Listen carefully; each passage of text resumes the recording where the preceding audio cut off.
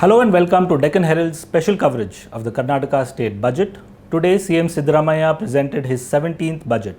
And to decode what this means for people, I'm joined by my colleagues Bharat and Siddiqui. Let's start with this. What are the big takeaways from today's budget? What stood out for you? For me, what stood out was the fact that the CM presented a conservative yet reformist budget, because he had to make do with severe financial limitations. Karnataka has announced a social media ban for children under the age of 16, and Andhra Pradesh also coincidentally announced it for children under the age of 13. Okay. Bharat, let's look at the big picture. How is the health of Karnataka's finances right now? Are things looking good? No. We are yet to come out of the woods, in my opinion. The CM has presented an outlay of 4.48 lakh crore, which I feel is ambitious. For the current fiscal, which ends this March, the budget size has been reduced to 3.95 lakh crore from 4.09 lakh crore. So to go from 3.95 to 4.48 will be a bit of a stretch, and the government will have to meet all its revenue targets in the next fiscal. We are also looking at a projected revenue deficit of nearly 23,000 crore. In the current fiscal, the revenue deficit is pegged at 25,000 crore. Fiscal deficit will be over 97,000 crore. The government will borrow 1.32 lakh crore. The total outstanding liabilities of the state will be 8.24 lakh crore by the end of the new fiscal. The government has argued that all this is within fiscal discipline parameters, but these numbers will have an impact on developmental spending. Right. And how is government trying to make up for this shortfall of revenue? Have they announced any extra or additional levies or taxes on people? No new taxes have been announced, but like I said at the beginning, there is a reformist approach, and a big reform has come in the excise sector. A lot of licensing reforms and deregulation is what we are going to look at in the next year. We can go into that in more detail. Siddiqui, let's talk about Bengaluru. As per the economics survey, in the last 3 years, Bengaluru's share in the state's GDP has just been growing every year. 3 years ago, it was at 37%. As per the latest economic survey, Bengaluru's share of state GDP is at 40%. So what does this mean? Is only Bengaluru getting richer? Well, the answer lies somewhere in the middle, because we all know that Bengaluru does the heavy lifting for Karnataka's economy, and by Bengaluru we mean Bengaluru urban, Bengaluru rural, as well as some parts of Ramanagara district, which has been renamed to Bengaluru South. So as you mentioned, Bengaluru urban's share in Karnataka's economy has grown to 40.4% in 25-26. Coastal Karnataka is another region which has been doing really well. Dakshin Kannada is number 2, then Udupi is there. But at the same time, you have acute regional imbalance. For example, you have 7 of the most backward districts in Karnataka located in Kalyana Karnataka region, which is in the northeast part of the city of the state. So the answer is that yes, Bengaluru is growing, it is getting richer, but you also have some parts of South Karnataka and coastal Karnataka which are doing better, which are doing as well as Bangalore. But then some parts of northeast Karnataka are not doing that well, and that there needs to be some kind of stimulus for growth in that region. Has any package been announced for the people of Kalyan Karnataka? Well, last year it was 3,000 crore rupees special development funds for the 7 districts of Kalyana Karnataka, and in 26-27 the CM has announced 4,291 crore rupees. This is what the government of Karnataka will spend, but the state also wants matching contribution from the central government, so that the growth gets some kind of momentum and the gap is bridged as soon as possible. Bharat, deregulation of liquor prices is one of the big new changes that the budget has talked about. So why now, and what does this mean for the state's finances? This was long pending. The excise department was often the target of criticism over corruption and cumbersome procedures. Recently, there were demands for Excise Minister R.B. Timmapur's resignation on corruption allegations. So the government had to demonstrate some intent.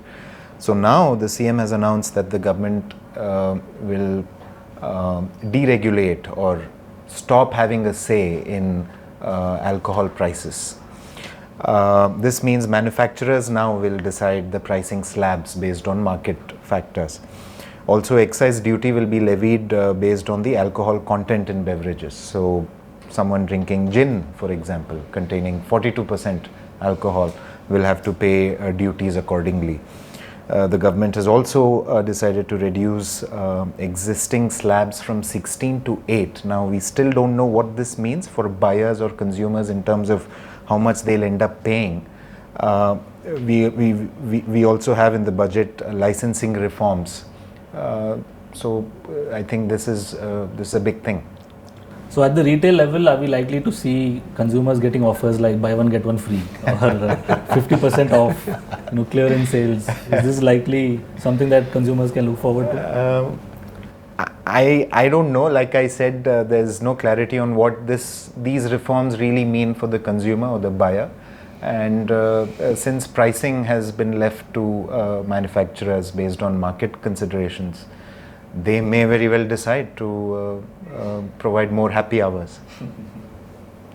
Both of you track developmental indices. So are you seeing enough being done on education and health? Well, as Siddiqui mentioned early on, the big headline for school education is the ban on social media for children aged below 16. But the government has maintained its vision to provide better infrastructure, especially in the public education. The government has set aside more than 600 crore for infrastructure in government schools. The government has also committed to filling up 15,000 vacancies, vacant teacher posts in schools. In higher education, we are looking at a new law named after Rohit Vemula to fight caste-based discrimination on campuses. Student elections are also returning to campuses. That's another announcement. The government is giving 25 acres of land to a new university dedicated to the Vachana literature. This is coming up in Basava Kalyan in Bidar. So these are some of the big takeaways for education. For the Health and Family Welfare Department, the CM has announced a 17,800 crore rupees allocation. But apart from this, there's been a new scheme to provide free insulin for patients with type 1 diabetes who are under the age of 18.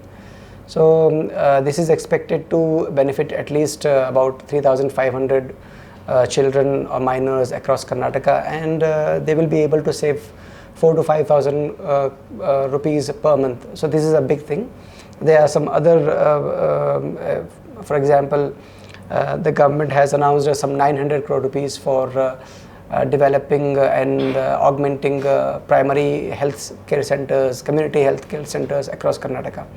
So overall, if you look at the health sector in particular, there has been some fund allocation, but there is still a lot more to go, because as we know that our government hospitals in Karnataka are not exactly in a good shape. And the government, instead of addressing the root cause of the problem, which is posting more doctors, supplying adequate medicines, etc., it is going for things like renaming Victoria Hospital to Shantavedi Gopalagowda Hospital, which is a good thing, but the government should address the fundamental and structural problems. Siddiqui, you've also been looking at the economic survey. What stood out for you this time? Are there any sectors that are particularly growing or declining? Well, as we all know that Karnataka is a heavily services-based economy, which means that the IT industry, the hospitality industry, restaurant business, etc., contribute heavily to Karnataka's economy. It is in fact 69.8% the services sector. But one key thing that has stood out in the economic survey for 25-26 is that the services sector actually had a slower growth, 8.1% compared to 8.4% the previous year. But on the other hand, there has been recovery in agriculture, which I think is is something that we should be looking forward to. The agriculture sector has grown by 9.1% compared to 7% the previous year. And what this means is that hopefully there will come a time when agriculture will contribute more to Karnataka's GDP. Siddiqui, the government has announced a ban on social media for children under 16 years of age, but the timing is quite interesting. Has this move been announced now to make up for the lack of headlines in the budget?